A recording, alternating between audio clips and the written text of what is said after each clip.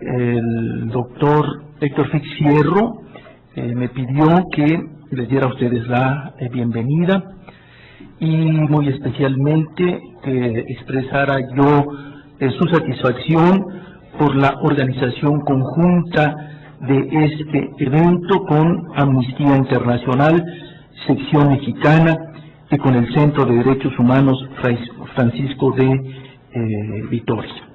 Para nosotros es un honor estar asociados en este tema con las dos instituciones señaladas y estando aquí presente el doctor Miguel Concha, de manera especial con él cuya trayectoria como luchador social y como hombre de pensamiento es conocido de todos.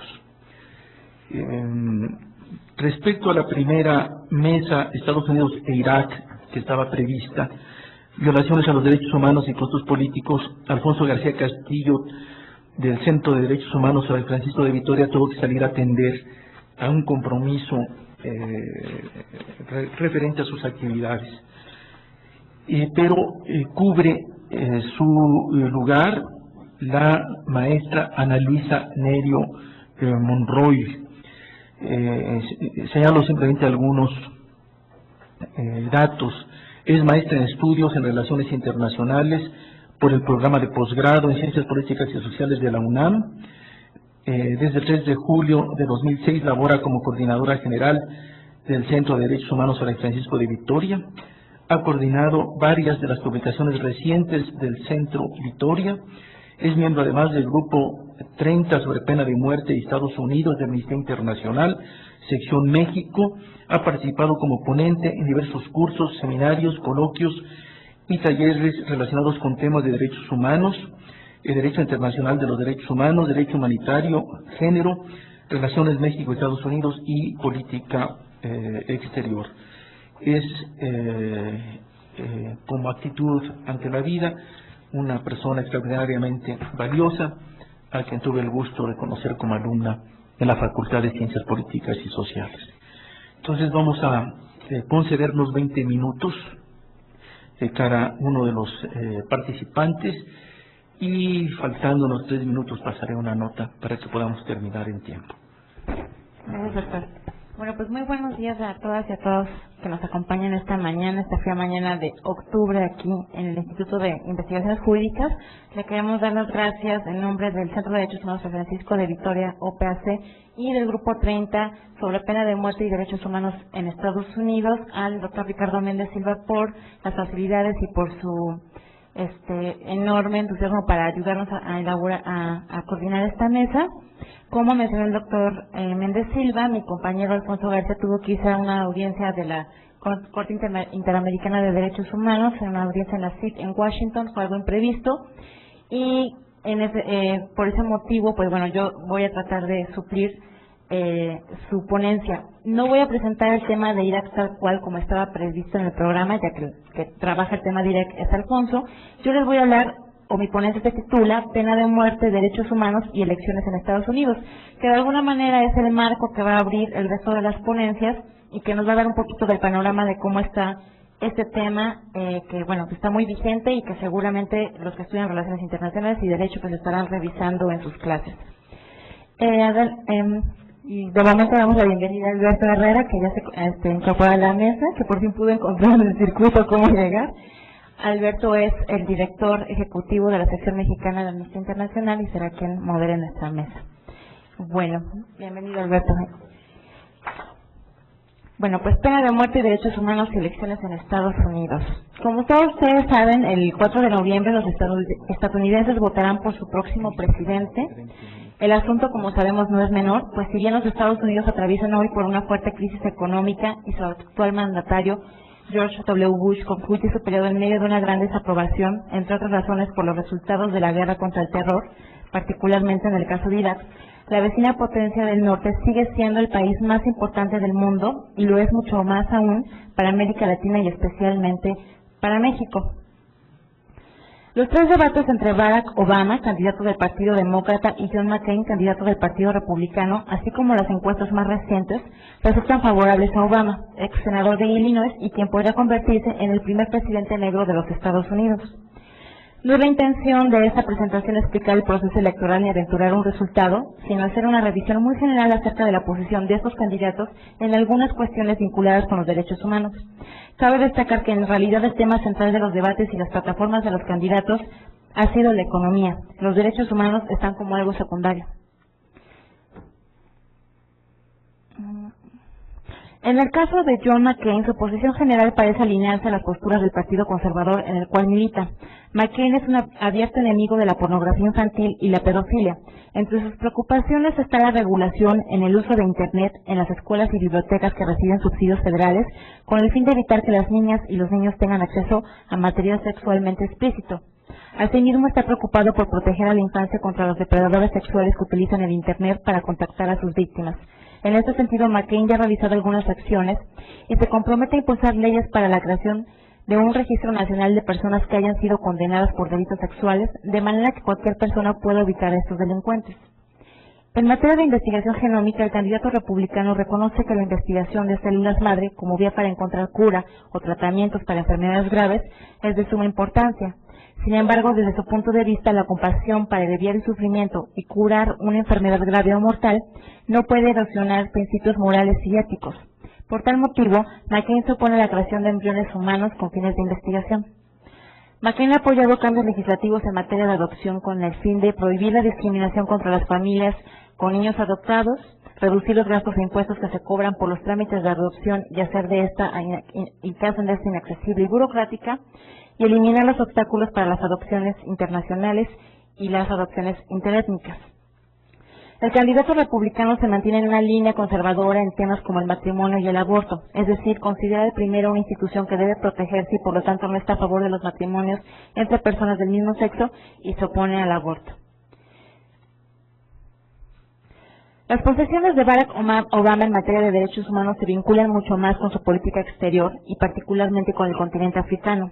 El candidato demócrata ha externado preocupación e intenciones porque su gobierno atiende el problema del genocidio en Darfur, brinde su apoyo para lograr la estabilidad en el Congo, se lleva a los criminales de guerra de Liberia a juicio, por impulsar la movilización de la presión internacional para lograr la paz en Zimbabue, luchar contra la corrupción en Kenia, el trabajo a favor del combate del VIH-Sida en África en general y en el mundo, buscar una estrategia para la pacificación y estabilidad de Somalia. Obama ha señalado que su gobierno incrementará la ayuda al exterior para erradicar la pobreza y contribuir así al cumplimiento de los objetivos del desarrollo del milenio, entre los que justamente se encuentra el de reducir la pobreza mundial a la mitad para el 2015. También ha señalado que cancelará la deuda de los países extremadamente pobres y que apoyará económicamente al Fondo Mundial para la Erradicación del VIH-Sida. Considera que el comercio exterior debe ser una vía para fortalecer la economía estadounidense. Está dispuesta a revisar los tratados comerciales con otras naciones a fin de evitar que se socaven los derechos y oportunidades de los trabajadores estadounidenses, tema que puede implicar una política migratoria no muy favorable para Latinoamérica y especialmente para México. Por otra parte, habla de normas ambientales que contribuyen a la protección del medio ambiente, aunque en este tema su posición no es del todo clara, ya que la ha enfocado sobre todo a que los países africanos tengan acceso a energías de bajas emisiones de carbono y a tecnología rentable para que puedan participar de mejor manera en el mercado mundial y con ello mejorar sus condiciones económicas. Obama ha señalado la importancia de mantener buenas relaciones con países de corte islámico y la necesidad de erradicar la percepción de que todo musulmán es un terrorista. Asimismo, ha dicho que apoyaría la mejora de las condiciones de vida y libertades de las mujeres que viven en países que profesan el Islam. Obama indica la necesidad de una renovada política hemisférica en materia de seguridad y para ello señala la importancia de la actividad diplomática en América Latina. Afirma que apoyará a los países de la región para consolidar un bloque de naciones con democracias estables y duraderas, con congresos fuertes, poderes judiciales independientes, prensa libre, una sociedad civil activa, policías honestas, libertad religiosa y en donde las leyes gobiernen. Sobre Cuba apunta que su gobierno brindará sin duda apoyo a un gobierno post-Fidel Castro que se abriera a la democracia y que requiere para comenzar, según el candidato, la liberación de los presos políticos. El candidato demócrata se ha mostrado muy abierto en temas como el matrimonio entre homosexuales y respetuoso de las comunidades LGBT+, lésbico, gay, transexual, transvesti y transgénero. Obama afirma que promoverá leyes que prohíben la discriminación contra estos grupos, así como los crímenes de odio contra esta y otros grupos discriminados. Ha prometido promover reformas laborales incluyentes y con beneficios sociales para las parejas del mismo sexo, y también se ha definido como un defensor de los derechos civiles y políticos. Tanto McCain como Obama han señalado la necesidad de cerrar la prisión de Guantánamo en Cuba. McCain inclusive ha calificado esta prisión como un símbolo negativo para América y Obama la ha llamado un agujero legal. Para Obama, Estados Unidos debe cerrar Guantánamo, pues su existencia pone en entredicho el compromiso de los Estados Unidos con el imperio de la ley. Por lo tanto, aprueba la recién decisión de la Suprema Corte de Justicia de exigir que los acusados de terrorismo, entre ellos los presos de Guantánamo, enfrenten juicios en los Estados Unidos ante los tribunales civiles y no ante cortes militares. McCain, por su parte, expresó en el pasado que no podía mantenerse en prisión y de manera indefinida a los acusados de terrorismo sin haberse levantado cargos en su contra. Sin embargo, sí aprueba que sean las comisiones militares quienes juzguen a estos presos, aun cuando ello implica que los juicios se realicen fuera del sistema de justicia, que debiera brindar todas las garantías del debido proceso y juicio justo. Respecto a Irak, Obama ha criticado al presidente Bush sobre los costos económicos y las pérdidas de vidas en esta guerra. McCain mantiene una posición más cercana a la del presidente Bush, ya que considera que el terrorismo debe ser combatido y que no se puede dar tregua a los enemigos de Estados Unidos. Finalmente, ¿cuál es la posición de los candidatos sobre la pena de muerte? La pregunta es de gran importancia desde el punto de vista de los derechos humanos y en particular para quienes nos oponemos de manera abierta y firmemente a este castigo. Y el tema no es ocioso, tomando en cuenta que de acuerdo a información de Amnistía Internacional, basándonos en cifras de 2007, Estados Unidos es la única democracia occidental que mantiene y aplica este castigo. A nivel mundial, 137 países ya han abolido la pena de muerte, mientras 60 países la mantienen. En el 2007, 1.252 personas fueron ejecutadas en 52 países. De estas, 42 fueron ejecutadas en los Estados Unidos, lo que lo ubica en el quinto lugar. También ocupa el quinto lugar a nivel mundial por el número de personas condenadas a muerte durante el 2007, con un total de 100 condenas. La mayoría de las ejecuciones conocidas, el 88%, se han realizado en 5 países: Arabia Saudita, China, Estados Unidos, Irán y Pakistán. Sobre el tema no hemos encontrado alguna declaración oficial de ninguno de los dos candidatos. Mediante la lectura de sus discursos y plataformas políticas, así como de la información que cada uno ha colocado en su página de Internet, no se puede decir con exactitud cuál es la posición de estos aspirantes a la presidencia estadounidense.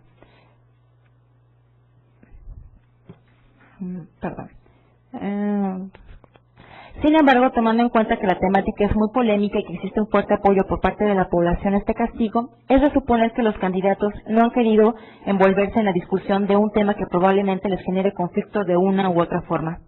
La posición ha sido no tener posición abierta. La pertenencia a un partido en particular no es necesariamente un indicador de una postura respecto a la pena de muerte. Se podría pensar que por su ideología conservadora, los republicanos están más a favor de este castigo, y hay algo de cierto, pero tampoco los demócratas han sido particularmente opositores a la pena capital. Dado que la pena de muerte ha sido considerada por la Suprema Corte de Justicia de los Estados Unidos constitucionalmente admisible y un instrumento interno de derecho penal, que cuenta además con gran apoyo por parte de la población, seguramente los candidatos y quien resulte electo dejará el tema en manos de cada estado. A pesar de esto, el próximo presidente tendrá que enfrentar las muy probables condenas a muerte dentro del sistema federal de los acusados de los actos terroristas del 11 de septiembre. El presidente Bush ha dicho que merecen la pena capital. En el sistema federal solo el presidente puede suspender una ejecución y conmutar la pena. Habrá que estar atentos en este como en otros temas relacionados con los derechos humanos a la actuación de quien resulte electo el 4 de noviembre. Finalmente, no quisiera dejar de mencionar que el pasado 10 de octubre se conmemoró el Día Mundial por la Abolición de la Pena de Muerte. Esta conmemoración tiene su origen en una iniciativa de la Coalición Mundial contra la Pena de Muerte, un grupo creado el 13 de mayo del 2002 e integrado por organizaciones de derechos humanos, colegios de abogados, sindicatos y autoridades locales y regionales de distintos países, que se han unido en un esfuerzo para erradicar la pena de muerte en todo el mundo. En este esfuerzo por eliminar este castigo, que ya tiene muchos años, Amnistía Internacional ha tenido un papel muy importante y además forma parte de la coalición. Juntos fueron de las organizaciones que impulsaron la moratoria mundial de la pena de muerte en el 2007. La Asamblea General de las Naciones Unidas aprobó el 18 de diciembre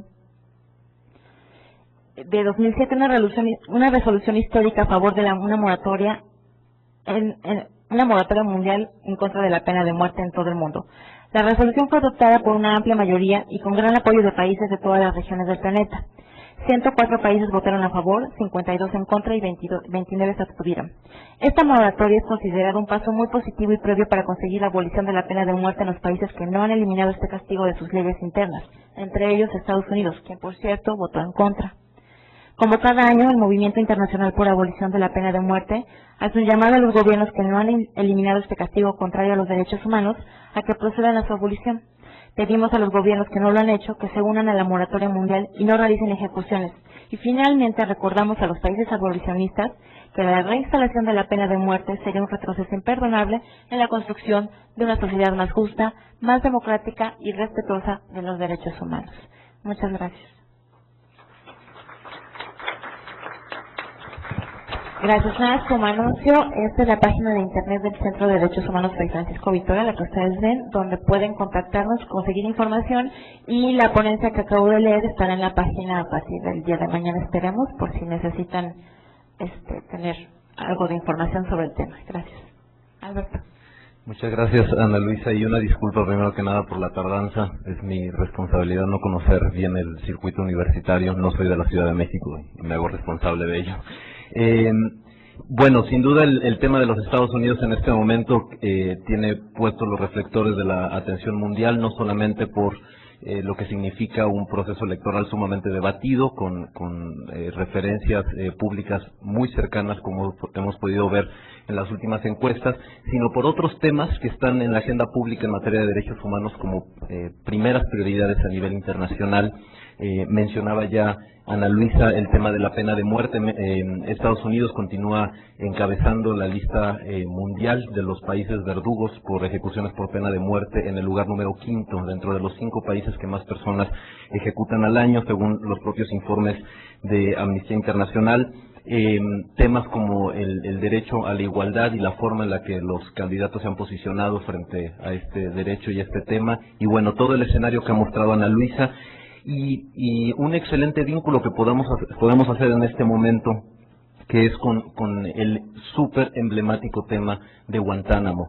Y cuando digo súper emblemático tema, lo digo por lo ensombrecedor que significa que a estas alturas del siglo XXI y con los avances que hemos podido ver en materia de derechos humanos a partir de la Declaración Universal, que por cierto este año cumple su 60º aniversario, el centro de detención de Guantánamo constituye quizás el más emblemático símbolo de lo que significa la transgresión transversal del derecho internacional de los derechos humanos y el derecho internacional humanitario. Decíamos en Amnistía Internacional, cuando presentamos el informe 2006, que detrás de las políticas del gobierno estadounidense o encabezadas por el gobierno estadounidense llamadas la guerra contra el terror, había una cultura y un mensaje del miedo que corre el riesgo de transformarse en una tentación casi incombatible de caer en el autoritarismo. Me parece que Guantánamo es un excelente ejemplo de ello, y agradezco para esto al doctor Miguel Concha Malo que nos pueda hacer una serie de reflexiones sobre lo que ha significado este centro de detención. El doctor Miguel Concha se ha destacado por su trayectoria en la defensa de los derechos humanos de las poblaciones más vulnerables de México y por sus aportes a la creación de una cultura de respeto a otros derechos. Es cofundador y presidente del Centro de Derechos Humanos Fray Francisco de Vitoria, AC. Es vicepresidente de la Academia Mexicana de Derechos Humanos y miembro del Consejo Directivo de la Comisión Mexicana de Defensa y Promoción de Derechos Humanos. Es socio y miembro del Consejo Directivo de la Asociación DECA, Equipo Pueblo, miembro del Consejo Ciudadano de la UNICEF en México y miembro de la sección mexicana de Amnistía Internacional. Toda una serie de publicaciones que ha hecho el doctor Concha, y bueno, columnas publicadas en diferentes medios de comunicación de manera sistemática en La Jornada desde el año 1984. Es también profesor de la Universidad Nacional Autónoma de México y miembro del Grupo Paz con Democracia, instancia de referencia para muchos movimientos sociales que reúne intelectuales, académicos, líderes sociales y líderes de opinión. Fue durante 2 años miembro titular del Consejo Técnico Consultivo de la Ley Federal de Apoyo a las Actividades Realizadas por Organizaciones de la Sociedad Civil e invitado permanente del Consejo para prevenir y erradicar la discriminación en el Distrito Federal. En febrero de 2006 recibió un reconocimiento, entre muchos otros que se destacan también en su semblanza curricular, por la Comisión Nacional de Derechos Humanos, por su visión y compromiso en la promoción y defensa de los derechos fundamentales de las personas en México. Una larguísima trayectoria curricular que por razones de tiempo me permití resumir, pero muchísimas gracias al doctor Miguel Concha por acompañarnos con estas reflexiones sobre el campo de detención de Guantánamo. Bueno, en primer lugar, muchas gracias a Alberto por la presentación y a través del doctor Ricardo Méndez Silva quiero también en primer lugar agradecer al doctor Fix, al doctor Héctor Fix, el director del Instituto de Investigaciones Jurídicas, esa satisfacción que expresa generosamente de haber podido organizar, gracias al doctor Ricardo Méndez Silva, que fue mi director en la Facultad de Ciencias Políticas y Sociales, de donde también somos compañeros académicos, pues este evento. Y también me siento muy honrado de compartirlo con la sección mexicana de Amnistía Internacional, organización tan benemérita y tan indispensable a nivel internacional, por su compromiso insobornable por la causa de los derechos humanos en todo el mundo y también en nuestro país. Y muchas gracias al doctor Méndez Silva, ¿no? Por su generosidad y su amabilidad. Pues sí, como decía Alberto, yo tengo que hablar, me han pedido de Guantánamo como un caso paradigmático que va a quedar allí en la historia del siglo XX y del mundo moderno, de violaciones a los derechos humanos. He escrito una pequeña ponencia que también pueden consultar después en la página del centro. En diciembre de 1903, los Estados Unidos tomaron posesión de la bahía de Guantánamo, Cuba, por medio de una concesión establecida en la enmienda Platt, que después fue incorporada a la Constitución de la República de Cuba. Más de 100 años más tarde, la base naval instalada ahí está en la mira de todos los defensores y defensoras de derechos humanos, académicos, líderes sociales, instituciones públicas, gobiernos. Desde enero de 2002, la base naval se ha convertido en una prisión de combatientes ilegales capturados por los Estados Unidos en la guerra de Afganistán y más tarde en la de Irak, como parte de su llamada guerra contra el terrorismo. No todos los prisioneros fueron detenidos en el campo de batalla, aunque se les vincula con la red terrorista Al-Qaeda y con el régimen talibán. Diversos actores internacionales han denunciado en repetidas ocasiones que los prisioneros de Guantánamo han recibido tratos inhumanos y han sido incluso objeto de torturas desde el momento de su detención. Además, se ha violado su derecho a un juicio justo al impedírseles el acceso a un tribunal. El 1 de abril de 2007, aproximadamente 385 hombres de unas 30 nacionalidades estaban detenidos sin cargos en la base militar estadounidense de la bahía de Guantánamo, calificados por las autoridades como combatientes enemigos ilegales. Muchos de estos hombres llevaban más de 5 años recluidos sin saber si se los pondría en libertad o los someterían a algún tipo de proceso judicial, y en ese caso, ¿cuándo? Ningún tribunal de justicia había examinado la legalidad de su detención, y cuando por fin esto se dio, como veremos más adelante, el gobierno estadounidense actual logró hacer uso de artimañas legaloides para negar la justicia, al volver a impulsar que fueran enjuiciados ante comisiones militares, mediante procedimientos que violan las normas internacionales de imparcialidad procesal. Amnistía Internacional de modo ejemplar, ha venido planteando sus motivos de preocupación en torno al trato dispensado a los detenidos de Guantánamo, desde que el primer grupo fue trasladado por vía aérea, encapuchados, atados y encadenados desde Afganistán en enero del 2002. Las autoridades estadounidenses siempre han insistido en que todas las personas bajo su custodia son tratadas con humanidad. A lo largo de los años, sin embargo, ha quedado más que patente que tales afirmaciones deben tratarse con suma precaución y cuidado. Incluso cuando las investigaciones oficiales han revelado la existencia de técnicas de interrogatorio y de condiciones de reclusión que violan de manera flagrante la prohibición internacional de la tortura y otros tratos crueles, inhumanos y degradantes, los investigadores y las autoridades estadounidenses han concluido, podríamos decir cínicamente, que no se ha infringido ninguna ley. Pese a que, según sus dichos, reciben una alimentación adecuada y cuidados médicos que el gobierno de Estados Unidos ha calificado como de gran calidad, ya que tienen acceso a instalaciones higiénicas y materiales religiosos, la mayoría de los detenidos han estado sometidos a duras condiciones de reclusión, encerrados en jaulas de malla metálica o en celdas cerradas de máxima seguridad. Una vergüenza.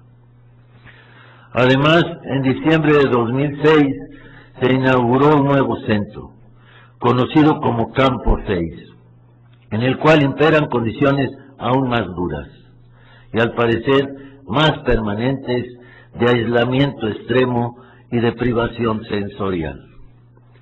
Los detenidos están confinados en celdas individuales, casi completamente cerradas, y tienen un contacto mínimo con otros seres humanos. Las autoridades estadounidenses han descrito, sin embargo, al Campo 6 como un centro moderno, con las instalaciones más avanzadas, más seguro para los guardias y más confortable para los detenidos. Amnistía Internacional considera, no obstante, que las condiciones de reclusión allí existentes, mostradas en fotografías y descritas por los detenidos y sus abogados cuando han logrado tener acceso a ellos, contravienen las normas internacionales relativas al trato humano debido a las personas privadas de libertad, cualesquiera que éstas sean. En algunos aspectos, estas condiciones parecen más duras que las que existen en los más restrictivos niveles de reclusión de supermáxima seguridad, así llamadas, en el territorio continental estadounidense, donde las condiciones en algunas de esas unidades han sido también criticadas por organismos internacionales y tribunales estadounidenses por considerarlas incompatibles con las normas de derechos humanos y con las disposiciones que rigen el mismo sistema penitenciario de Estados Unidos. Amnistía Internacional ve con preocupación que, además de ser inhumanas, las condiciones de reclusión en el Campo 6 podrían tener un efecto sumamente perjudicial sobre la salud física y mental de muchos de los detenidos, aguzando el estrés que conlleva el estar recluidos indefinidamente sin juicio alguno y sin contacto con sus familias. Los abogados que han logrado visitar el Campo 6 han expresado su preocupación por el impacto de estas condiciones en el estado mental de varios de los detenidos. Abogados y familiares de los presos y diversas organizaciones, también Human Rights Watch, han continuado alzando la voz en contra de los maltratos que reciben los prisioneros en Guantánamo. Una vergüenza. Recientemente, un informe de la Organización de Naciones Unidas reitera que prácticas de alimentación forzada y diversas técnicas de interrogatorios equivalen a tortura. Y el Comité de la Organización de Naciones Unidas contra la Tortura ha solicitado a Estados Unidos formalmente que cierre ya el centro de Guantánamo porque viola la legislación internacional al hacer detenciones de extranjeros por tiempo ilimitado, sin garantías de seguridad, sin procesos judiciales que justifiquen el arresto y envueltos en malos tratos y tortura. En abril de 2006, el Pentágono, tras perder una demanda interpuesta por Associated Press, publicó los nombres de los detenidos en la base de Guantánamo. La lista era de 490 hombres de 41 países, la mayoría de ellos originarios de Arabia Saudita, Afganistán y Yemen. El tono del debate aumentó, pues en mayo de ese año, 2006, hubo un intento de revuelta al interior de la base, al grado que 3 personas encarceladas de origen musulmán se suicidaron, presuntamente por la desesperación ante los malos tratos recibidos. Los suicidios fueron calificados por funcionarios del gobierno estadounidense como actos de relaciones públicas para promover el terrorismo islámico y como parte de una guerra asimétrica en contra de los Estados Unidos. Los hechos causaron indignación internacional y en la cumbre transatlántica llevada a cabo en Viena ese año 2006, los países europeos se pronunciaron a favor del cierre de la prisión de Guantánamo. Bush reiteró su deseo de enviar a la mayoría de los detenidos a sus respectivos países y juzgar a algunos de ellos en tribunales estadounidenses. Pero a cambio, la Unión Europea refrendó su apoyo a los Estados Unidos para presionar a Irán a fin de que suspenda su programa nuclear. La vida humana se negocia. Los antecedentes de tortura y malos tratos tienen un origen increíble, al encontrarse autorizados expresamente por el gobierno estadounidense. En efecto, en los años 2003 y 2004, George Bush autorizó a la central de inteligencia de ese gobierno a aplicar tortura a sospechosos de pertenecer a Al-Qaeda. Estas prácticas incluyen el conocido como waterboarding, que consiste en provocar asfixia temporal al detenido con un trapo húmedo introducido en la boca. Por otra parte, el gobierno estadounidense ha modificado ciertos términos a fin de disimular burdamente las violaciones a los derechos humanos, como señalar como técnicas de interrogación extremas, prácticas que son señaladas claramente por los expertos como actos de tortura.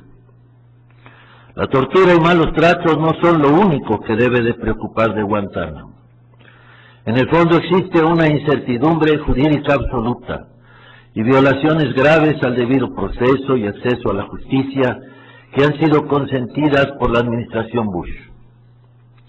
A finales de diciembre de 2001, el Departamento de Justicia de Estados Unidos envió al Departamento de Defensa un memorando en el que decía al Pentágono que ningún tribunal federal de primera instancia estadounidense podía considerar adecuadamente los recursos jurídicos promovidos por extranjeros enemigos detenidos en la base naval estadounidense de la bahía de Guantánamo, ya que Cuba tiene, para eso sí, la soberanía final sobre Guantánamo.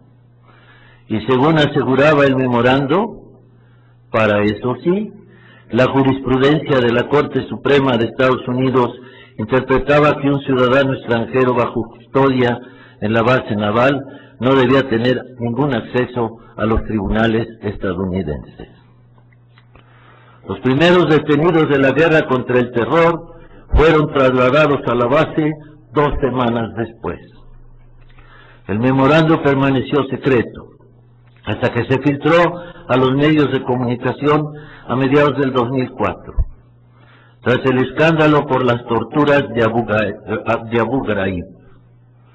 Poco después de esta filtración, el 28 de junio del 2004, la Corte Suprema de Estados Unidos resolvió en Rasul contra Bush que los tribunales federales sí tienen jurisdicción para estudiar los recursos de los ciudadanos extranjeros detenidos en la bahía de Guantánamo.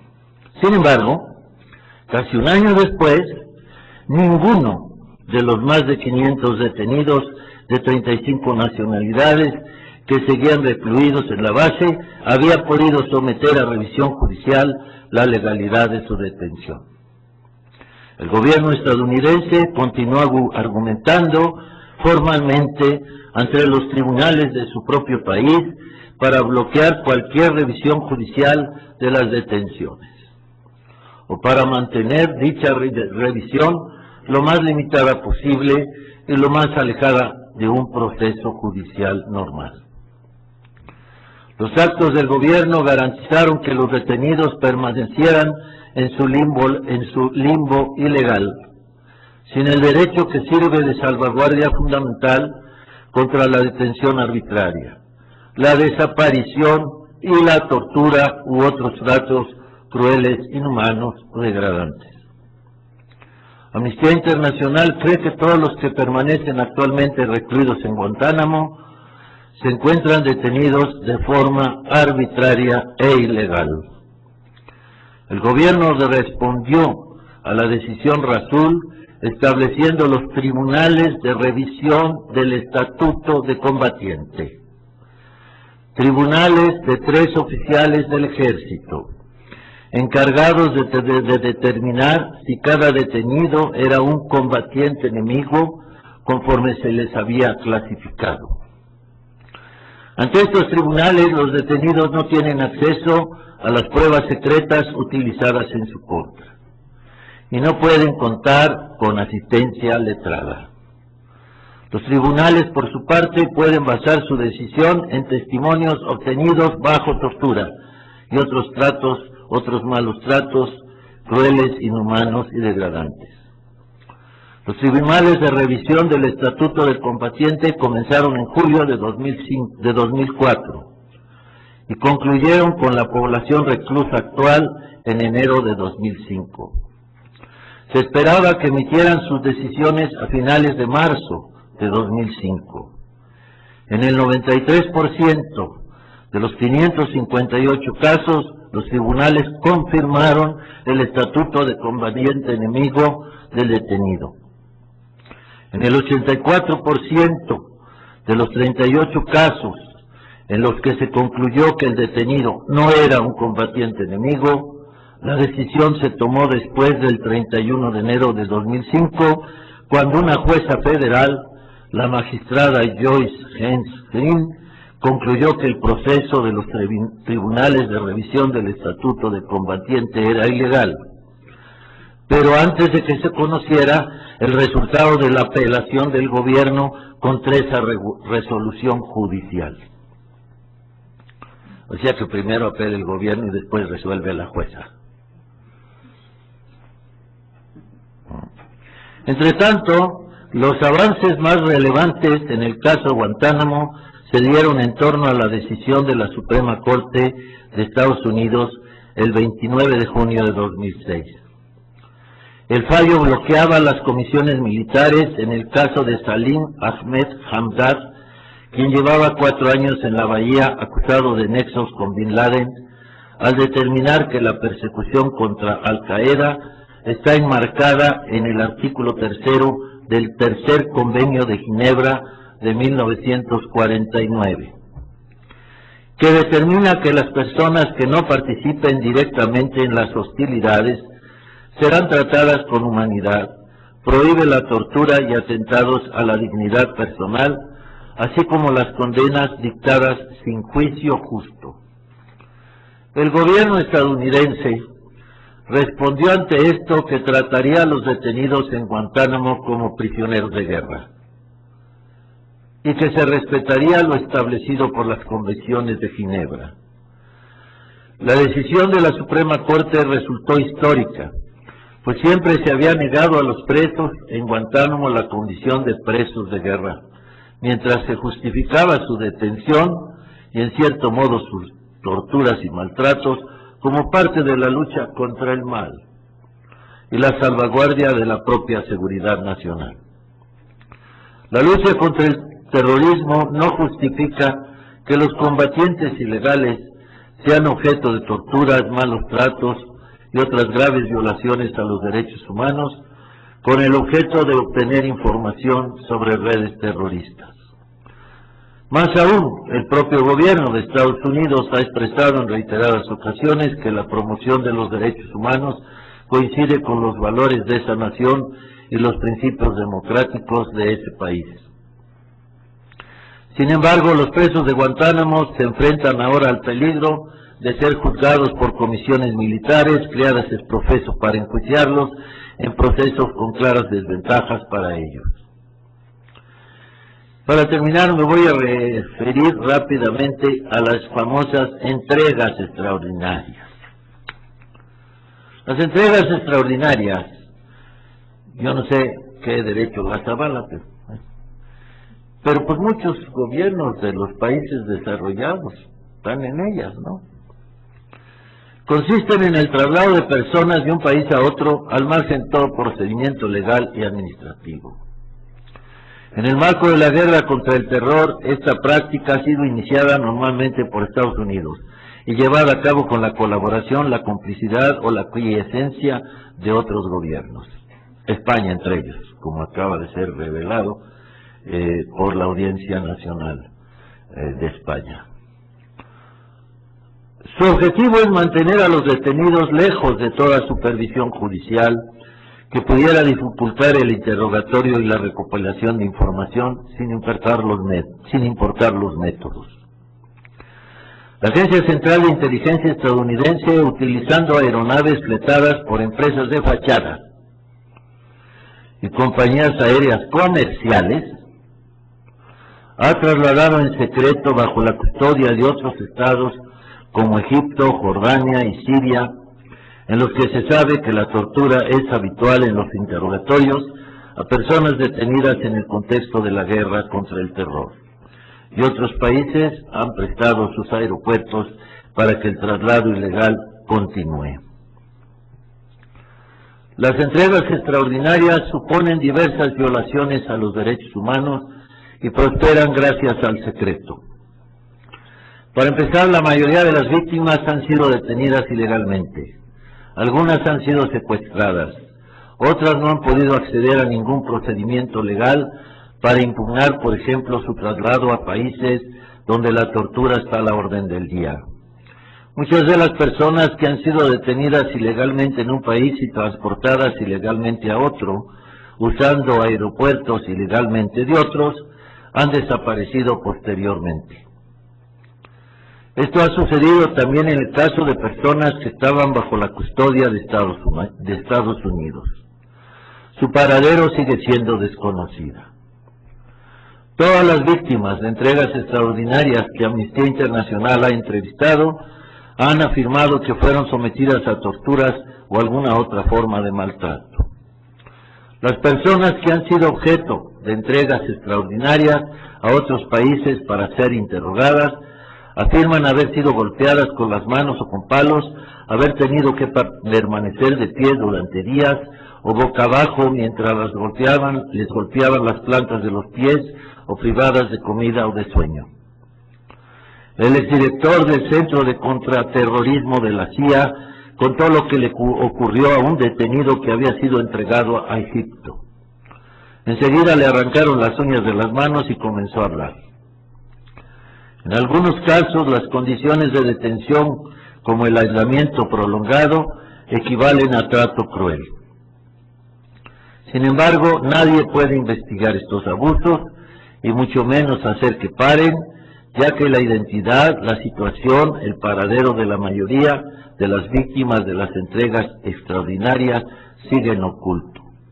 Y termino diciendo, ya nada más un minuto, porque ya me pasé. Qué vergüenza, ¿no? Qué vergüenza. El gobierno estadounidense ha afirmado que las entregas extraordinarias no generan riesgo de tortura.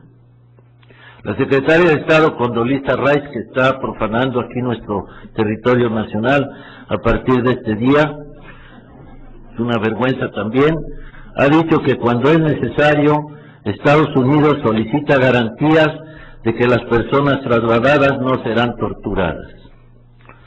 Aun aceptando la premisa de que la entrega extraordinaria no pretende facilitar el interrogatorio bajo tortura, confiar en tales garantías diplomáticas no resuelve la obligación absoluta de todo Estado de no trasladar a nadie a un país donde corre el riesgo de ser torturado o de sufrir cualquier otro tipo de maltrato, el principio de no devolución. De hecho, y termino diciendo, la premisa en la que se basan tales garantías es absurda. Si el riesgo de tortura o malos tratos bajo custodia es tal que Estados Unidos debe solicitar garantías de que el Estado receptor no actuará como lo suele hacer, obviamente el peligro es demasiado grande como para poder autorizar ese traslado. Y termino afirmando que ojalá la próxima administración estadounidense responda a los clamores de la comunidad internacional y clausure sin dilaciones la bahía de Guantánamo. Respete sin ambajes el derecho internacional y humanitario. Libere a todos los detenidos injustamente. O por lo menos someta a tribunales ordinarios en los que con todas las garantías de un debido proceso puedan contar con un juicio justo a quienes con pruebas no obtenidas bajo tortura se considere presuntamente culpables. Habrá que demandarle igualmente que someta a la justicia a todos los responsables de estas atrocidades. Muchas gracias. Muy bien.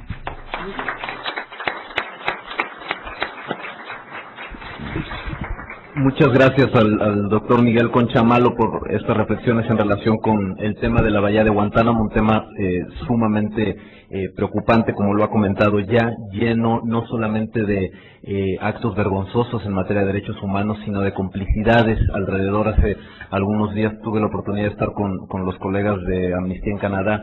Ellos han adoptado uno de los casos, precisamente el de Omar Khadr, un nacional canadiense que fue detenido en Afganistán y trasladado a la bahía de Guantánamo cuando tenía además menos de 18 años.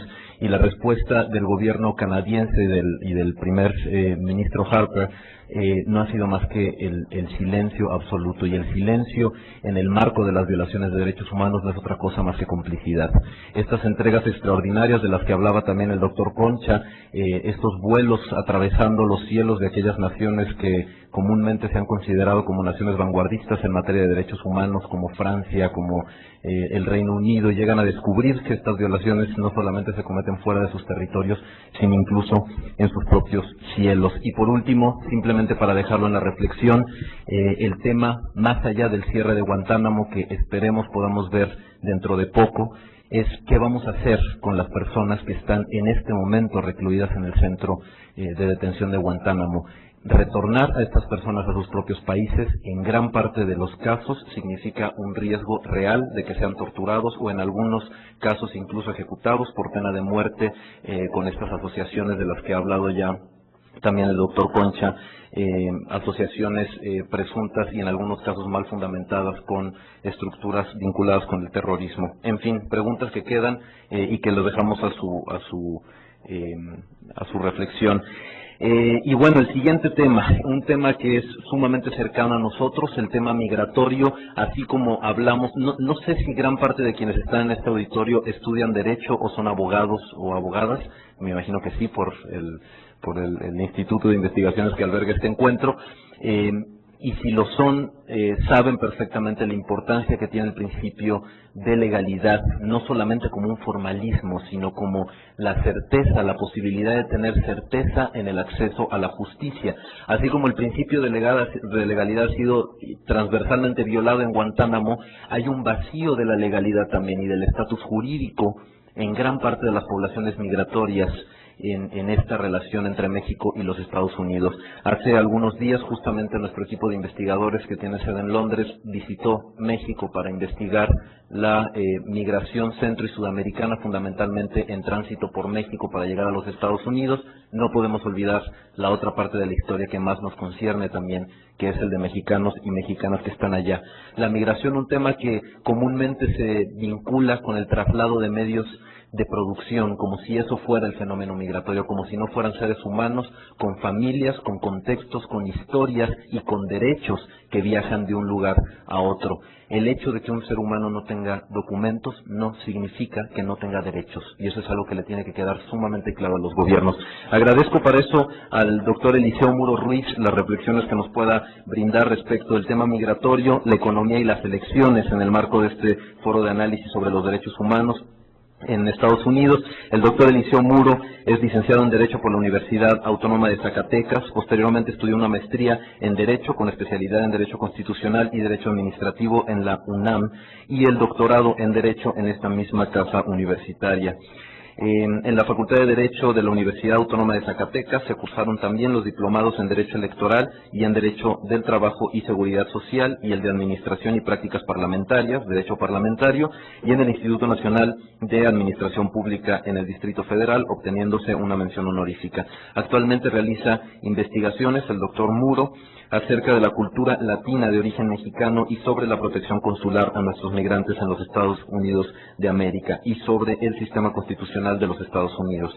Profesionalmente se ha desempeñado como apoderado legal de las autoridades centrales del Instituto Mexicano del Seguro Social y de la Delegación 3 en el Distrito Federal, subdirector de Sistematización del Orden Jurídico Nacional de la Secretaría de Gobernación del año 2002 al año 2003, como director jurídico de la Delegación Coajimalpa del Distrito Federal, como investigador del Instituto de Investigaciones Jurídicas de la UNAM y como miembro del Sistema Nacional de Investigadores. Desde el año 2001 ha sido maestro universitario visitante en licenciatura, especialidades, maestrías y doctorados en Derecho en diversas universidades de México y del extranjero. Agradezco mucho al doctor Eliseo las palabras que nos pueda brindar al respecto. Gracias, licenciado Alberto. Es un gusto participar en este evento, pues tan importante también para nosotros los mexicanos.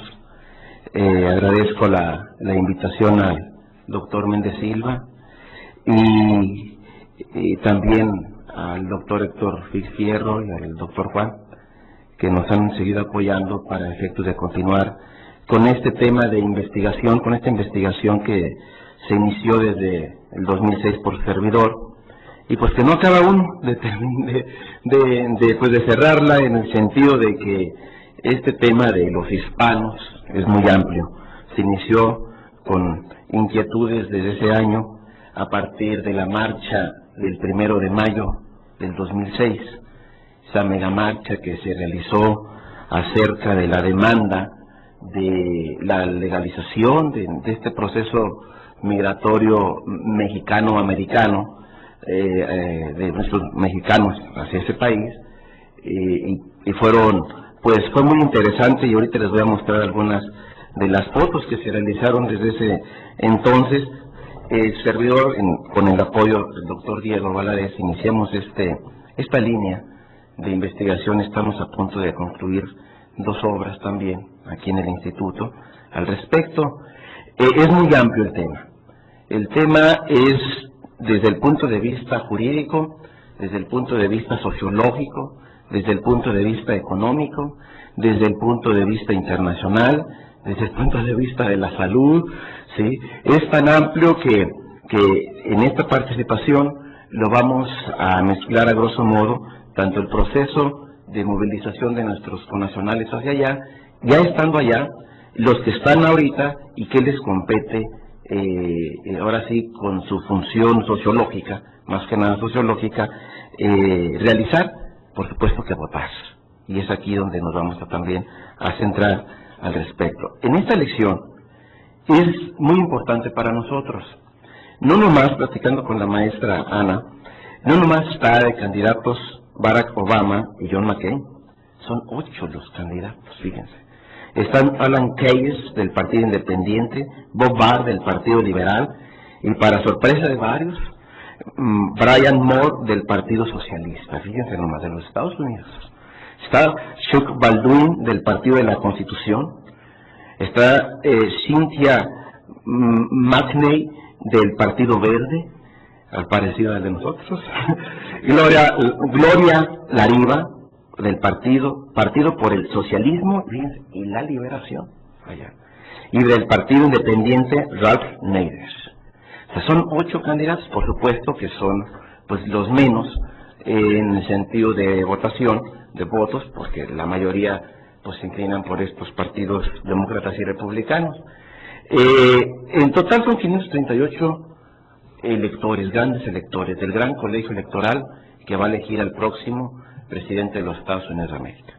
Pero no nomás se van a elegir a ellos, se van a elegir, hay elecciones en 11 estados, fíjense, van a elegir a gobernador en cada uno de esos 11, y por supuesto que sendos servidores públicos, ¿sí?, de condados, ¿sí?, fiscales y jueces. Allá, en algunas entidades, se eligen a estos funcionarios públicos, servidores públicos, ¿sí?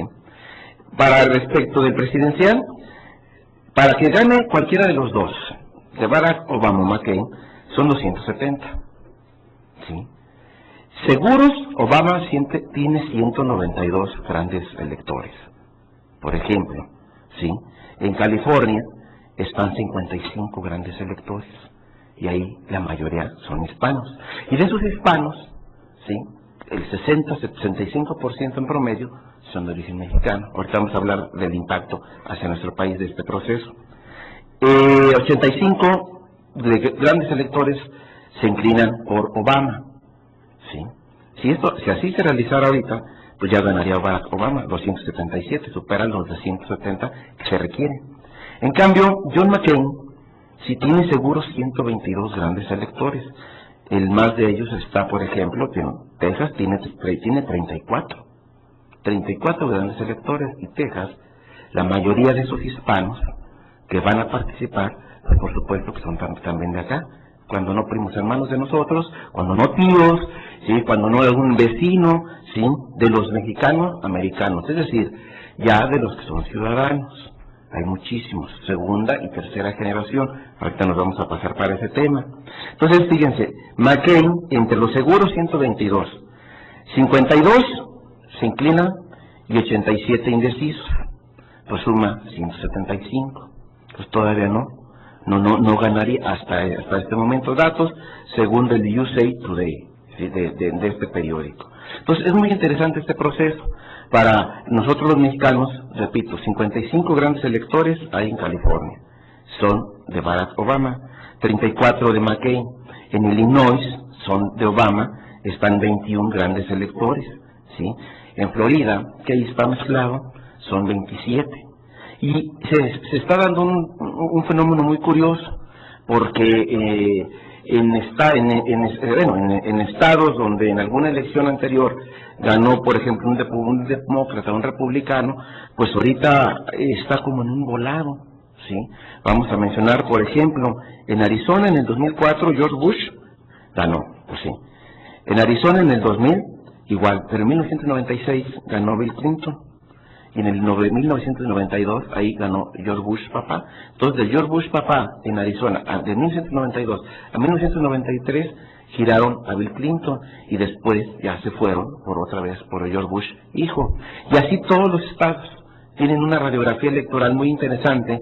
Sí, pues esto ustedes lo pueden inclusive checar en las páginas de internet del periódico USA Today, sí, en la Tribune de Chicago también, por ejemplo. Hay muchos periódicos de allá, sí, donde nos dan todos los días información al respecto. Para nosotros los mexicanos, para nosotros los que estamos pues por acá, los mexicanos de acá, ellos son los mexicanos de allá, sí. Los mexicanos de acá, ¿por qué es importante seguir esta elección? Porque hasta este momento lleva, por supuesto, la delantera Barack Obama.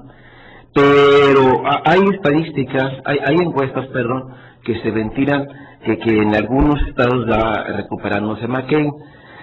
Hasta este momento se supone que es Barack Obama el ganador, pero uno no puede vaticinar, como dijo la maestra Ana Luisa, dar uno mismo augurar un resultado, porque el electorado de los Estados Unidos también es cambiante. Están molestos por la crisis, están molestos por la crisis financiera y por el manejo de la guerra de Irak, pero hay que esperar qué va a pasar respecto de este candidato de raza, como dicen ellos, de color, para no decirlo de otra manera, como lo dijo el expresidente Vicente Fox, ¿verdad?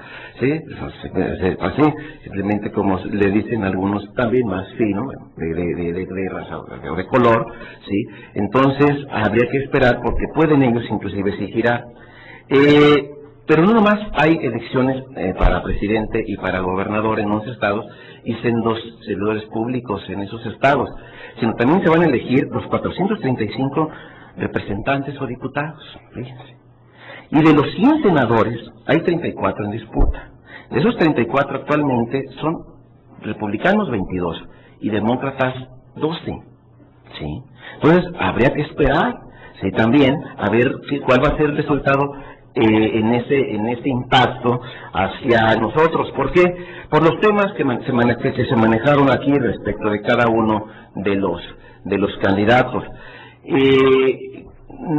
Si bien es cierto que le han puesto poca atención los dos candidatos, el republicano y el demócrata, hacia los temas mexicanos, también es importante considerar, sí, que al no mencionar, sí, lo mencionan en sentido negativo. Precisamente como lo manejó la maestra Ana, y así lo ha manifestado Barack Obama, quiere en su momento renegociar el Tratado de Libre Comercio. Y eso para México es un arma de dos filos. Si diríamos, es el momento para proteger nuestro campo, es el momento para proteger algunas ramas de la industria, sí, del comercio exterior, pero recordemos que ellos tienen muchísima inversión aquí, sí, la mayoría ya va casi la mitad de los coches, de las automotrices, pues son de los Estados Unidos y se exporta hacia allá. Entonces, habría que reflexionar y estar muy atentos al respecto, porque si es en sentido negativo, pues nos va a pegar bastante esta renegociación en un momento dado que se quisiera hacer respecto al Tratado de Libre Comercio. Respecto a los temas que se manejan para América Latina, así es, se pronuncian ambos inclusive para que tengamos poderes judiciales que fuertes, que estén muy, ¿cómo se diría?, herméticos ante la corrupción. Bueno, pues precisamente la reforma judicial que se realizó en este año, a principios de este año, es decir, que transitar de un esquema de enjuiciamiento penal inquisitorio hacia un acusatorio, sí, adversarial, es en este tenor. También habría que estar atentos a ver cuál sería la postura de ellos respecto de estos tribunales, desde este sistema. Nosotros ya hicimos la reforma, todos los estados y las entidades federativas están trabajando en esta reforma, tanto en procuradurías de justicia de los estados como en los tribunales superiores de justicia de los estados. Hemos participado mucho con ellos, ¿sí? Entonces, habría que estar atentos cuál sería el seguimiento que ellos le dieran a esta reforma que nosotros ya realizamos desde el punto de vista de Estado en materia judicial y este tema de los juicios orales. Y es un cambio muy duro. Desde el punto de vista sociológico, ¿cuál sería el impacto? Bueno, mis abogados, compañeros mexicanos, todos, fíjense, ¿cómo resolver este tema de la migración? El tema de la migración tiene muchos aristas, muchos, como se diría, temas o subtemas para abordarlo, ¿sí? Desde el punto de vista antropológico, ¿sí? Desde el punto de vista antropológico, por supuesto que es natural el hecho de movilizarnos o de movernos de nuestros espacios de origen.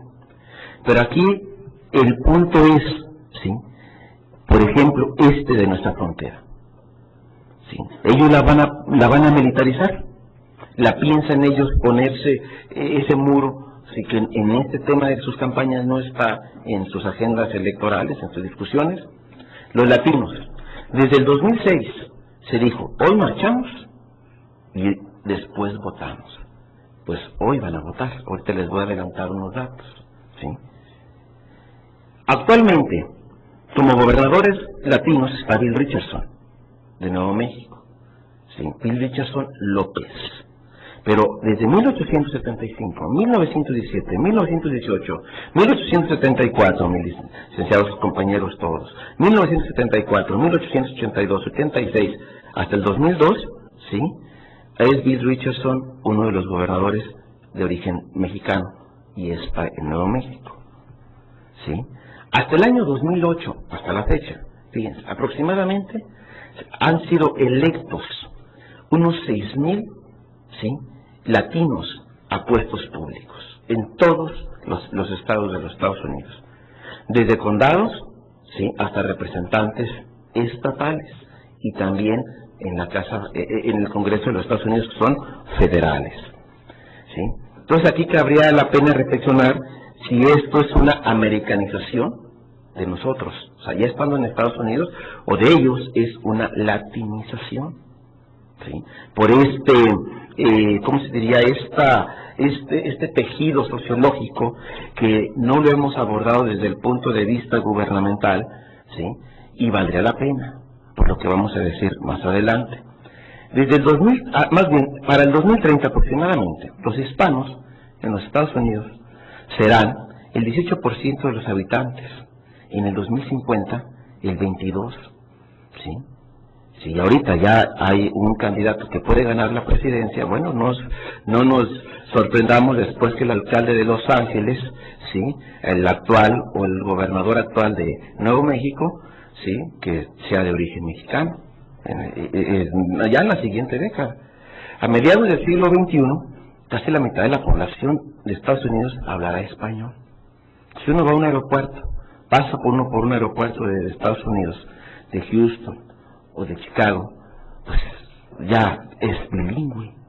Si hay anuncios también en español, cuando antes pues únicamente en inglés o a lo mejor en alemán o en francés, ahorita también ya hay en español, ¿sí? Fíjense, vean este símbolo, el águila en medio, ¿sí?, y la bandera mexicana y la de los Estados Unidos ahí a un lado, porque dicen ellos, también nosotros somos América, le hemos aportado muchísimo, ¿sí?, a este país en nuestros impuestos, vía indirecto y vía directa, ¿sí? Y este tipo de fotos, o vamos a decirle, de grafiti popular latino, ¿sí?, vean lo que refleja. Estas fotos son desde esa marcha, mis estimados compañeros, el multiculturalismo latino. En esa ocasión fue una megamarcha impresionante, ¿sí?, que estaba la Virgen de Guadalupe encabezando la marcha, fíjense, ¿sí? En uno de los clubes zacatecanos, hasta el año 2007, porque ahorita está la crisis, también te argumenta rápidamente ese tema, fueron de 22,000 millones de dólares, ¿sí? Es impresionante. Primero está el petróleo, ahora, y luego las remesas. Por supuesto que las remesas a lo mejor pasan a un tercer nivel por esta crisis que está sufriendo los Estados Unidos de América, ¿sí? El voto latino, actualmente hay 18 millones de votantes, el 9% del electorado nacional de los Estados Unidos, fíjense, y de ellos, sí, la mayoría son mexicanos. De 44 millones en total de los latinos, casi el 70% son mexicanos. Esto puede variar de elección, por supuesto, ¿sí? Fíjense una expresión de Alexis de Tocqueville y un latino allá, y con los Pumas, 1831, ¿sí? Y quiero, vean esta foto, mostrarles en los Estados Unidos hay un partido socialista, ¿sí? Actualmente, hasta el 2007, el poder de compra de ellos fue de 700,000 millones de dólares. Ellos, hasta el 2007, bien hubieron podido pagar la deuda externa mexicana, ¿sí?, en el 2007. Ahí está, aspectos de los derechos de nuestros migrantes laborales. Y este punto, vean, rápidamente. ¿Cuál es el impacto hacia nosotros desde el punto de vista sociológico? Ellos tuvieron una crisis desde 1906, 1921 hasta la reciente, crisis financieras, ¿sí?, el crack de 1999. Estos datos, sí, fueron de una exposición y del apoyo o el posgrado de la Facultad de Economía de aquí de la UNAM, ¿sí? La evaluación de la estructura financiera, vean, a grosso modo, ¿sí?, cuál es el problema de los Estados Unidos financieramente. Entonces, esto es economía, elecciones e inmigración, ¿sí? Por supuesto que nos va a estar pegando. Se espera el arribo hasta el mes de diciembre, ¿sí?, o en el transcurso del mes de enero, ¿sí?, de 1 millón de connacionales. Aquí el punto es si el gobierno mexicano tiene la posibilidad, ¿sí?, de albergarlos laboralmente. El declive de la banca, la desregulación financiera, el colapso también desde los 80, el colapso de la burbuja de los .com, el cambio de los bienes raíces, todo esto ha hecho que las crisis hipotecarias de los Estados Unidos nos peguen a nosotros bastante. Entonces este problema de la migración mexicana se torna complejo. ¿Por qué se torna complejo para nosotros los mexicanos de acá? Porque ellos en un momento dado si van a verse obligados a votar allá como ciudadanos, claro, ¿sí?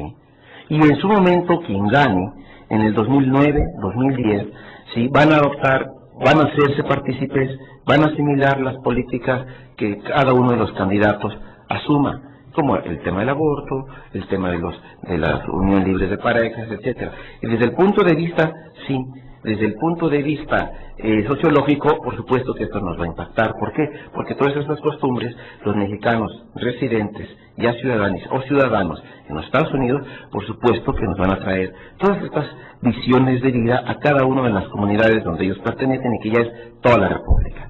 Y desde el punto de vista financiero en este momento, pues veamos, mis abogados todos, ¿sí?, qué es lo que no funcionó, ¿sí?, ¿cuál es el problema y el reto que México tiene? El reto que México tiene, ¿sí?, es ¿sí?, que va a haber poca inversión, remesas se vienen abajo, turismo, y hay una incertidumbre impresionante, y por supuesto que el dólar. Si no hubiera intervenido el Banco de México el otro día, bueno, en días pasados, todos nos enteramos cuando se fueran los 14, casi 14 dólares, ¿sí?, esto se hubiera ido, el dólar se hubiera ido, según estos economistas, hasta 25, 30 pesos. En ese lunes famoso la semana pasada, de esas empresas que se especularon. Entonces, el problema de la migración con nosotros toma un vuelco, porque nosotros lo tenemos que ver desde otra perspectiva. Primero, atender a los que se van a venir. Segundo, echar, como dice, mano de los que se quedan allá. Hay muchos mexicano-americanos que ya son electos, que tienen cargos allá en todos los Estados Unidos. Hay alrededor de 4,000 organizaciones mexicano-americanas allá, ¿sí? Hay mucho de qué forma estrechar sociológicamente, ¿sí? Y por supuesto que aquí la Cancillería tiene un reto impresionante. No tanto desde el aspecto financiero, sino desde el aspecto de sociedad, ¿sí? ¿Cómo vamos a estrechar vínculos entre ellos y nosotros para apoyarnos mutuamente?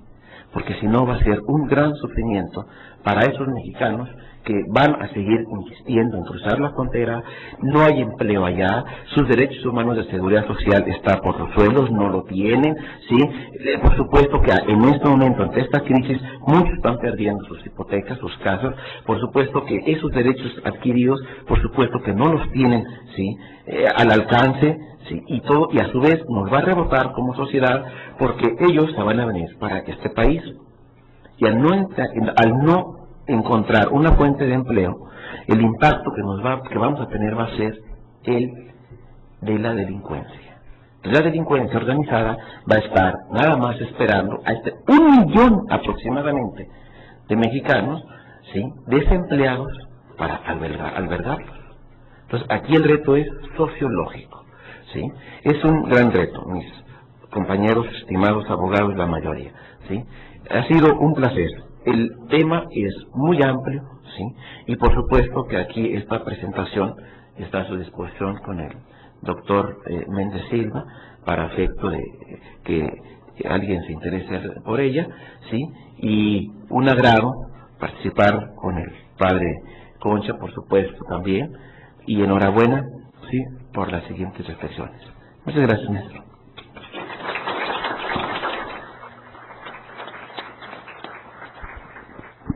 Gracias al doctor Eliseo Muro por estas reflexiones en torno del fenómeno migratorio, que además de por lo que he comentado anteriormente tienen especial relevancia con este juego de mercados que hemos estado viendo en los últimos días y en las obligaciones que los estados tienen para mantener un nivel de cumplimiento eficiente y real en materia de derechos humanos, especialmente en materia de derechos económicos, sociales y culturales. Desgraciadamente en esta relación de México con los Estados Unidos, en la medida en la que más deberíamos de, como ya lo comentaba también el doctor, acercarnos, aproximarnos para enfrentar retos de manera conjunta, nos topamos en el horizonte con algunas problemáticas que no son nada halagadoras en ese sentido. Una de ellas, de muy reciente, o que tuvo una resonancia pública importante recientemente, es el llamado caso Avena, un caso que no es reciente en realidad. El caso Avena tiene varios años litigándose ya ante la Corte Internacional de Justicia de La Haya, a partir de una demanda que el Estado mexicano presentó en contra de los Estados Unidos para evitar que 51 mexicanos fueran ejecutados por pena de muerte en diferentes estados de la Unión Americana. La Corte Internacional de Justicia, que concede la razón a México, y los Estados Unidos, que en esta larguísima trayectoria de violación al marco de derecho internacional, no solo de los derechos humanos, sino al marco de derecho internacional consular, en este caso también, desacata una orden de la Corte Internacional de Justicia. No solo la relevancia de este tema por la gravísima de por sí ya situación que significa la pena de muerte en los Estados Unidos, sino por esta sistemática o por este ignorar sistemáticamente por parte del gobierno estadounidense los compromisos asumidos en el plano internacional, en este caso la Convención de Viena del 63 sobre relaciones consulares y una orden ya de un tribunal internacional para que fuera acatada. Sin embargo, me da mucho gusto presentar al doctor Ricardo Méndez Silva, que seguramente nos podrá ampliar mucho más sobre este interesantísimo tema que, además, desde una óptica eminentemente jurídica, es un tema de primera importancia, de primera relevancia, que va dibujando el perfil de lo que significan las obligaciones internacionales de los Estados frente a un órgano principal de Naciones Unidas, como es la Corte Internacional de Justicia, y frente al propio régimen jurídico interno de los Estados, como es el caso de los Estados Unidos, después de pronunciamientos ya de su propia Corte y una historia larga que seguramente nos podrá comentar el doctor Méndez. El doctor Ricardo Méndez Silva es maestro en Derecho Internacional por la Universidad de Cambridge, Inglaterra, doctor en Relaciones Internacionales por la Facultad de Ciencias Políticas y Sociales, exdirector de la Facultad de Ciencias Políticas y Sociales, expresidente de la Asociación Mexicana de Estudios Internacionales, exconsejero de la Judicatura Federal, presidente de las Jornadas de Derecho Internacional de la Organización de los Estados Americanos en el año 2001, profesor de Derecho Internacional de la Facultad de Ciencias Políticas y Sociales, investigador titular C de tiempo completo y coordinador del área de Derecho Internacional en el Instituto de Investigaciones Jurídicas de la UNAM e investigador nacional nivel 2. Agradezco mucho la presencia del doctor Ricardo Méndez Silva y tiene usted la palabra. Gracias, Alberto.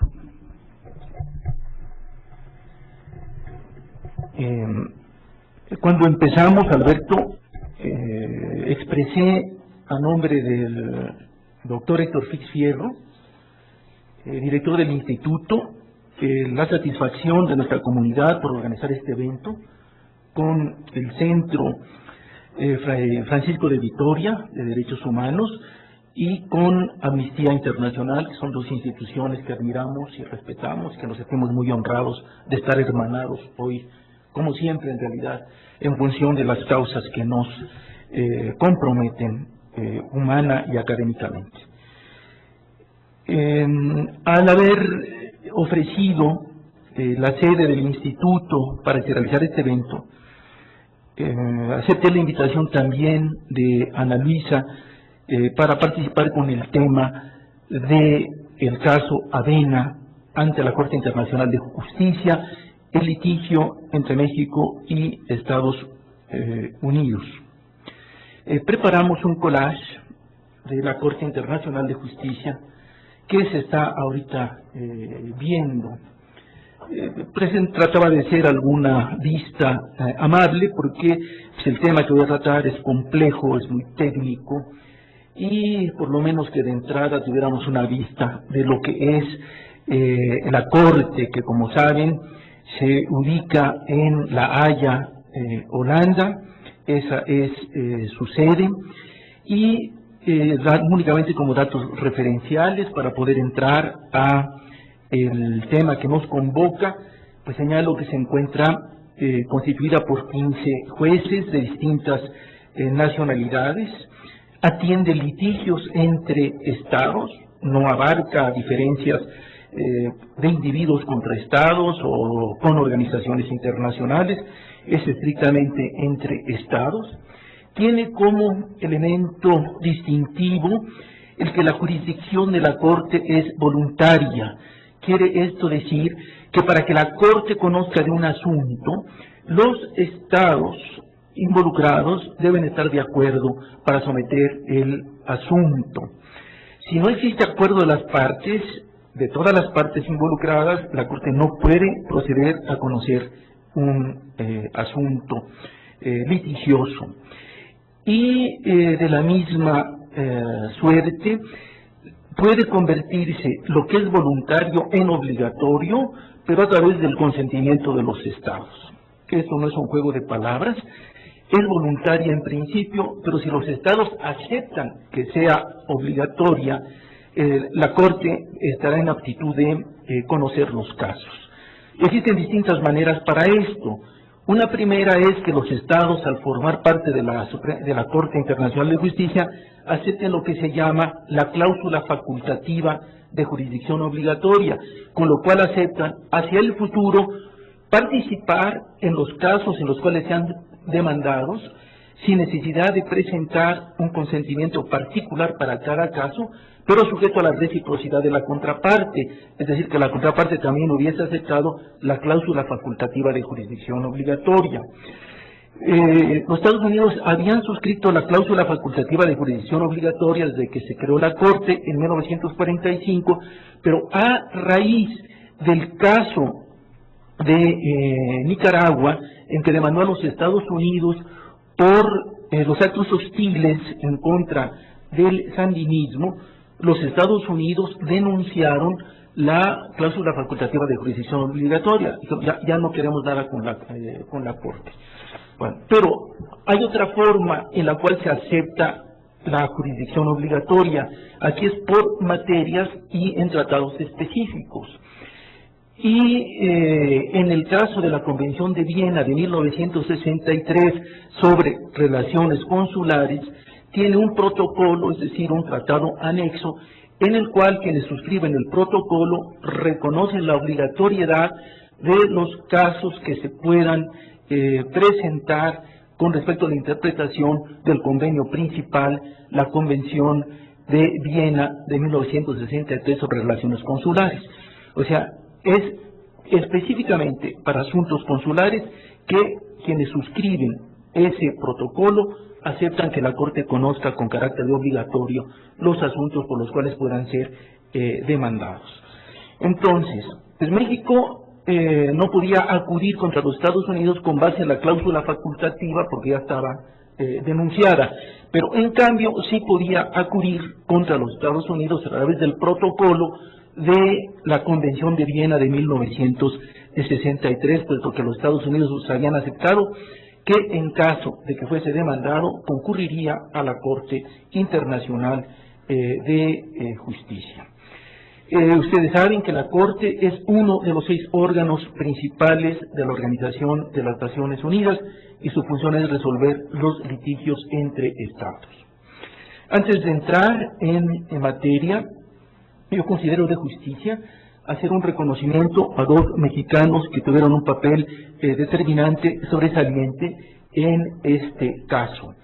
Bernardo Sepúlveda, quien fue canciller de México y estaba como miembro de la Comisión de Derecho Internacional de las Naciones Unidas y que fue designado por México como juez ad hoc para el caso Avena.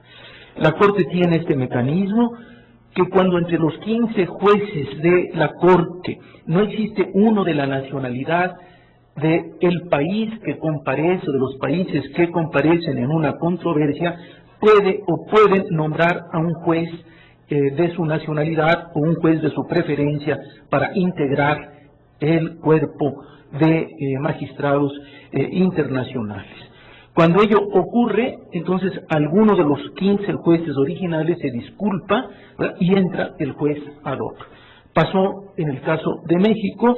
Los Estados Unidos tenían un juez norteamericano, México no lo tenía, entonces se disculpó algún juez uno de los 15, y Bernardo Sepúlveda entró como juez ad hoc para este caso particular.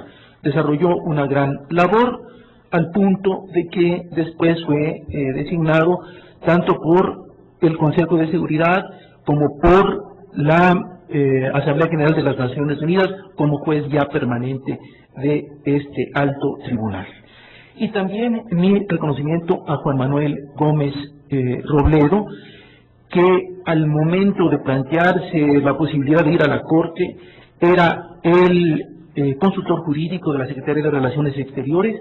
Realmente de él fue la idea de que se fuese ante la Corte en virtud de la cerrazón diplomática de los Estados Unidos, y digo cerrazón para no caer en la tentación de una palabra más fuerte, con la cual se trataba las gestiones de México, no nada más ante los estados donde se realizaban los juicios, sino ante el propio Departamento de Estado. Entonces Juan Manuel fue quien llevó básicamente el caso con un grupo de mexicanos, abogados, y con un despacho que fue contratado para estos efectos. Juan Manuel es actualmente el subsecretario de Relaciones Exteriores, y en el collage que habíamos presentado, en alguna de las fotografías que se ve la sala de sesiones, precisamente están Juan Manuel Gómez Robledo y el actual consultor de la Secretaría de Relaciones Exteriores para el caso de la interpretación de la sentencia ya del caso Avena, que habremos de ver, hubo necesidad de llevarlo nuevamente a la Corte Internacional de Justicia. El caso Avena se refirió al derecho que tienen los detenidos en los Estados Unidos de ser informados sin dilación del derecho a establecer contacto y comunicación con las autoridades consulares de su país y el correspondiente derecho de los puestos consulares a asistir a sus nacionales. Es decir, es un derecho del detenido de ser informado de que puede acudir al puesto consular de su país. Y además se señala en la Convención de Viena de 1963 que esta información debe dársele sin dilación. Lo señalo ahora porque esta frase inocua, sin dilación, fue objeto de una necesidad de esclarecimiento amplio y sesudo de parte del Tribunal de la Haya. Es una obligación para todos los detenidos darles la información de que puedan acudir a sus consulados, pero obviamente todos lo comprendemos sin gran esfuerzo, que tiene particular significado cuando se trata de penas trascendentales, cuando se trata de acusaciones por delitos que pueden tener una pena trascendental, como es el de la pena de muerte. Aclaro, la Corte Internacional de Justicia no analizó la pena de muerte, lo que analizó fue el derecho de las personas a ser informadas de que tienen derecho a establecer contacto con el puesto consular y el derecho de los puestos consulares a brindarles asesoría, apoyo de distinto tipo para enfrentar un proceso. Pero es obvio que la pena de muerte estaba subyacente en este litigio. Importa señalar que antes del caso Avena hubo 3 antecedentes de carácter judicial internacional de relevancia significativa. 1 en la Corte Interamericana de Derechos Humanos y 2 en la Corte Internacional de Justicia. En la Corte Interamericana de Derechos Humanos se trató de una opinión consultiva que solicitó México sobre esta cuestión, que clarificara la obligación de los Estados Unidos de informarle a los detenidos que podían sufrir estas penas, de que podían acudir a los puestos consulares. Fue una opinión consultiva. La Corte Interamericana, como la Corte Internacional de Justicia, puede emitir opiniones para esclarecer alguna cuestión jurídica, pero sin que tenga la fuerza vinculante de un fallo o de una sentencia. No fue una sentencia, fue una opinión, pero tuvo una gran trascendencia porque analizó los distintos argumentos tanto de los Estados Unidos como los de México y comparecieron ante la Corte Interamericana de Derechos Humanos varios estados como amicus curiae, apoyando la posición de México, ONGs apoyando la posición de México y académicos de universidades americanas también apoyando la posición de México. En aquella oportunidad, la Corte Interamericana señaló que el derecho a recibir la información consular es parte del debido proceso y que este derecho era un derecho humano, aun cuando se encontrara dentro de una convención que regulaba relaciones entre estados, que había sido un argumento que habían manejado los Estados Unidos. Corte Interamericana, tú no tienes competencia para conocer del asunto porque la Convención de Viena de 1973 regula relaciones interestatales. Bueno, contra esto digo, sí, regula relaciones interestatales, pero consigna un derecho humano que es el de poder acudir a los consulados. Igualmente que al no ofrecérsele este derecho de acudir a los consulados, violaba el derecho de toda persona a no ser privada de la vida arbitrariamente, pues no tenía la aptitud de gozar de una defensa plena. Eso fue, obviamente lo entienden a grosso modo, lo que fue la opinión consultiva, pero fue un primer momento. Y hubo dos casos ante la Corte Internacional de Justicia previos al caso Avena, y en donde realmente se plantearon los argumentos que después tomaría México para su caso, el caso Avena.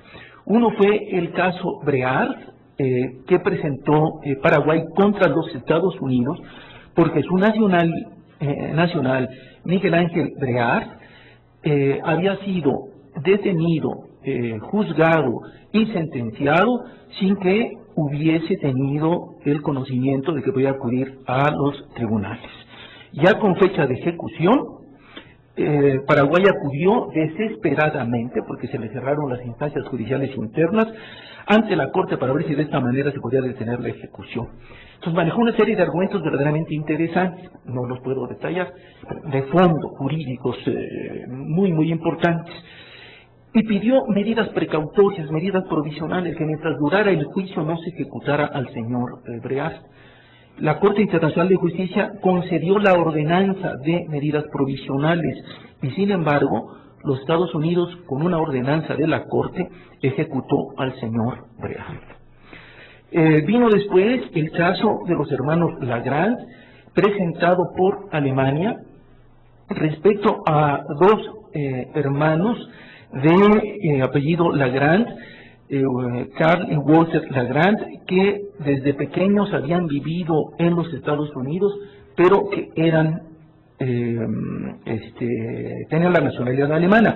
Pasó lo mismo, los juzgaron, los sentenciaron y tardíamente, como en el caso de Paraguay, Alemania tuvo conocimiento por sus propios medios de que estaban detenidos y ya sentenciados.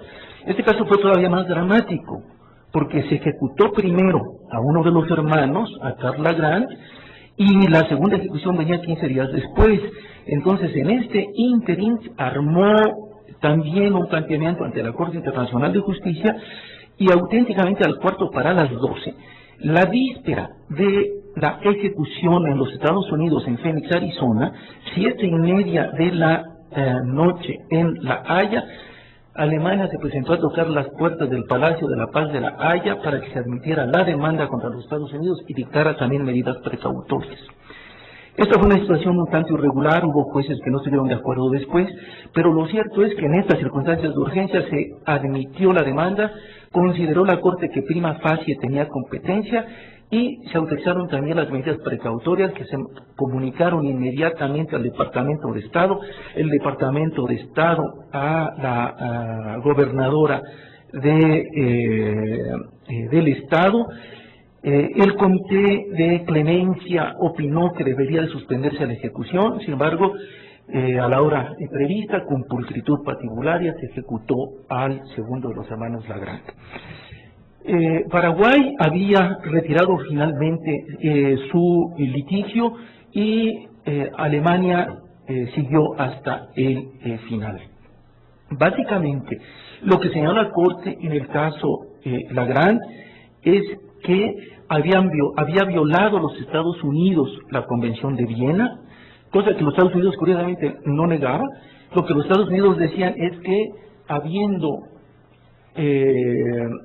violado, lo que procedía era una disculpa, que es una de las perlas increíbles, que procedía una disculpa. Y la Corte dijo, no procede una disculpa, lo que procede es que los Estados Unidos deben hacer una revisión por sus propios medios de los casos en los cuales no se haya dado la información consular a la persona afectada. Esto es a grosso modo. Segundo, muy importante, es que la Corte nunca se había pronunciado sobre la obligatoriedad o no obligatoriedad de las medidas precautorias y había una discusión al respecto. Y sobre este punto, la Corte hizo una labor de hermenéutica enorme en la cual subrayó que habiendo contraposición en los textos en inglés y en francés, idiomas auténticos de interpretación de la Corte, eran obligatorias las medidas provisionales de acuerdo con el texto francés y de acuerdo con el entorno y contexto de todo el estatuto de la Corte Internacional de Justicia. Ese fue el avance. Obviamente son bastantes más cuestiones. Con estos elementos es que México acudió ante la Corte Internacional de Justicia. Los argumentos habían sido ampliamente avanzados, así hay que hacerle justicia tanto a Paraguay como a Alemania. Pero tuvo una gran importancia la cuestión de México, porque una cosa es tener la razón, otra cosa es hacerla valer en juicio, y más en un litigio internacional. México presentó originalmente 54 casos, que varía mucho con respecto a uno Lagrand y uno Breard y dos Lagrand, que se explica por la cantidad de gente nuestra que está en los Estados Unidos, no porque seamos más malos que los demás, pero implicó una gran complejidad porque cada caso era distinto desde el punto de vista fáctico. Los casos estaban en 9 estados con regulaciones distintas y además con avances distintos cada proceso. Había 3 casos donde ya había sentencia definitiva. Para estos 3 casos México pidió medidas precautorias, medidas que fueron autorizadas. Y en esto los Estados Unidos ya cumplieron, no ejecutaron, porque ya se había decidido que eran obligatorias en el caso Lagrand.